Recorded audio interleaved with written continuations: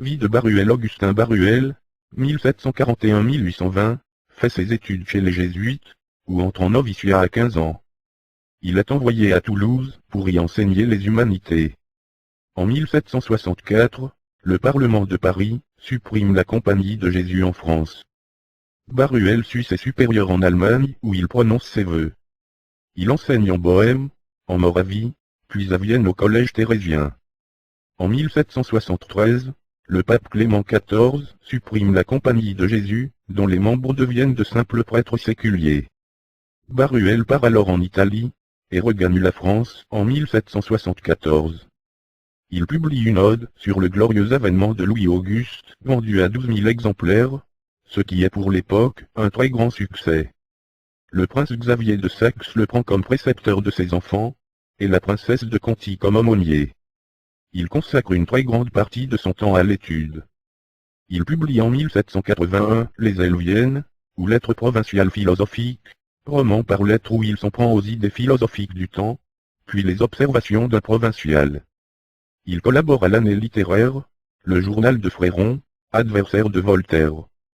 Il publie nombre de pamphlets et libelles, et perd un procès contre Soulavie, qui défendait les thèses philosophiques. En 1788, il prend la direction du journal ecclésiastique, dont il assurera la rédaction, quasi intégrale jusqu'en 1792. En 1789, il publie un discours sur les vraies causes de la Révolution, et des lettres sur le divorce. Son discours donne à la Révolution deux causes, l'une divine, le châtiment des péchés de la France, l'autre humaine, le complot des philosophes contre l'Église et l'État. En 1792, il se cache et réussit en septembre à s'enfuir en Angleterre. Il y écrit une histoire du clergé, pendant la Révolution française où l'on lit, cette révolution fut méditée depuis un long moment par des hommes, qui, sous le nom de philosophes, semblent avoir eu la mission de renverser les uns le trône, et les autres l'autel. C'est à Londres en 1797 qu'il publie les Mémoires, pour servir à l'histoire du jacobinisme. Le livre eut, semble-t-il, grand succès, fut traduit dans plusieurs langues, et interdit en France, où il circulait cependant, par la police du Directoire. Les réactions maçonniques furent nombreuses, particulièrement en Allemagne, mais également en France, où le royaliste modéré Mounier publia une réfutation intitulée de l'influence attribuée aux philosophes, aux francs-maçons, et aux illuminés sur la Révolution en France. Après la signature du Concordat, dont les préalables avaient durement secoué l'épiscopat français, Baruel, de retour en France, reste sans charge, et vit de son héritage, se consacrant à l'étude. Il ne publie rien jusqu'en 1814, où une violente polémique l'oppose à l'ex-abbé Grégoire. En 1815, il est réadmis dans la Compagnie de Jésus reconstituée. Il met en chantier un grand ouvrage destiné à réfuter la philosophie de Kant, mais ne pourra l'achever. Il meurt le 5 octobre 1820. Les Mémoires, pour servir à l'histoire du jacobinisme, sous le nom désastreux de Jacobins, une secte apparue dans les premiers jours de la Révolution française, enseignant que les hommes sont tous égaux et libres, au nom de cette égalité, de cette liberté désorganisatrice, foulant aux pieds les autels et les trônes. Baruel attribue la préparation de la Révolution à un triple complot, celui des philosophes, celui des francs-maçons, et celui des illuminés. Il dédie à chacun une partie de son livre. Première partie, les philosophes et la conspiration contre la religion. Voltaire, d'Alembert, Frédéric II, Diderot et Rousseau ont conspiré contre la chrétienté. Par l'encyclopédie, l'extinction des jésuites, et même de tous les corps religieux, les honneurs académiques, et l'inondation de livres antichrétiens, il sape durablement l'esprit religieux en France, mais aussi à l'étranger, Suisse, Allemagne, Russie, Espagne, Angleterre, Pologne, Prusse, tous ces pays ont souffert de leur influence pernicieuse. Leur noirceur va jusqu'à vouloir, par des réformes économiques, enrichir les paysans, à qui ils considèrent qu'il faut offrir les possibilités de s'instruire. Leur scandaleuse philosophie a sapé les fondements du trône, et de l'autel. Baruel insiste sur la devise de Voltaire, écraser l'infâme, et recherche soigneusement dans son œuvre, tous les textes critiques à l'égard de la religion. Il n'en manque pas. Il considère par exemple comme impie son combat dans l'affaire Calas. Deuxième partie, les francs-maçons et la conspiration contre les rois. Les philosophes ont également conspiré contre les rois. Voltaire, D'Argenson, Montesquieu et Rousseau ont préconisé des systèmes politiques républicains, affirmant que le peuple doit être le seul législateur, qu'il est souverain. Ces idées pernicieuses étaient depuis longtemps celles des sophistes francs-maçons, et en particulier celles d'Helvétius et de Condorcet. Baruel, qui fréquentait des francs-maçons, est initié. On m'invite à dîner chez un ami. Je me trouve seul profane au milieu des maçons. Le repas terminé, les domestiques renvoyés, on propose de se former en loge, et de m'initier. Je persiste dans mon refus et surtout dans celui de faire le serment de garder un secret dont l'objet m'est inconnu. On me dispense de ce serment. On m'interroge, je réponds à presque, tout en riant. Me voilà déclaré apprenti, et tout de suite compagnon. Bientôt même, c'est le degré de maître qu'il me faut conférer. Mais il refuse, dit-il, de prêter tout serment. J'arrache le bandeau, je le jette par terre, et en frappant du pied, je réponds par un nom accompagné de tout l'accent de l'impatience. Le vénérable n'est pas pour autant démonté. En attendant, il me donna les signes, et les mots de passe pour ce troisième grade, comme il l'avait fait pour les deux autres. Cela me suffisait pour être admis en loge régulière. Baruel assiste à plusieurs tenues, et à l'une d'elles, à l'initiation d'un apprenti. Le serment prononcé, le vénérable lui dit ces paroles, que j'ai bien retenues, parce qu'on peut juger avec quelle impatience, je les attendais, mon cher frère, le secret de la franc-maçonnerie, consiste dans ces mots, égalité et liberté. Tous les hommes sont égaux et libres, tous les hommes sont frères. Bien renseigné sur la franc-maçonnerie, Baruel consacre les chapitres X à 14 de son ouvrage à en décrire les rites, les usages, les principes. Il s'étend sur l'initiation au grade de maître, Macbenac, mais considère que seuls les hauts grades sont dépositaires du grand secret, liberté, égalité. Il fait remonter l'origine de la maçonnerie aux Templiers, et l'étymologie du mot jacobin à Jacques de Molay. Il en déduit que la maçonnerie est une secte manichéenne, car, dit-il, les Templiers pratiquaient cette hérésie, fort répandue sous toutes ses formes et tous ses noms, sur le pourtour de la Méditerranée. Quant à Manès l'esclave Curbique, il est le fils bâtard de la veuve, et c'est la raison du cria, moi, les enfants de la veuve. Baruel date de 1787 la naissance du complot. Brissot, Sieyès et Condorcet fondent une association appelée les Amis des Noirs, le terme noir symbolisant l'esclavage des sociétés européennes.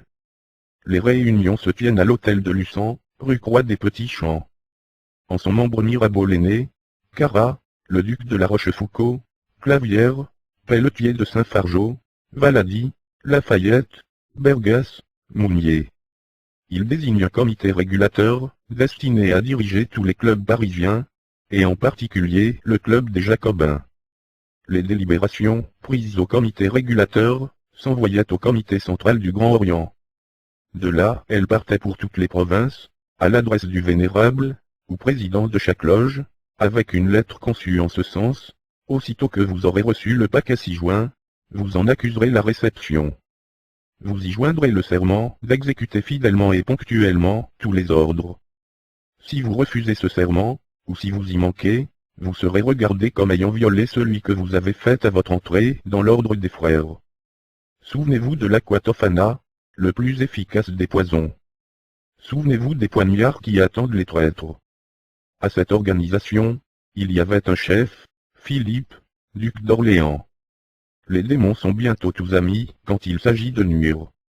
Vers ce temps-là, le comité des frères l'avait reconnu assez atroce pour l'admettre aux dernières épreuves. Celle qui lui offrit dans l'antre des Kadosh un roi à poignarder fut pour lui un essai voluptueux. Troisième partie, les illuminés, de l'athéisme comme les francs-maçons.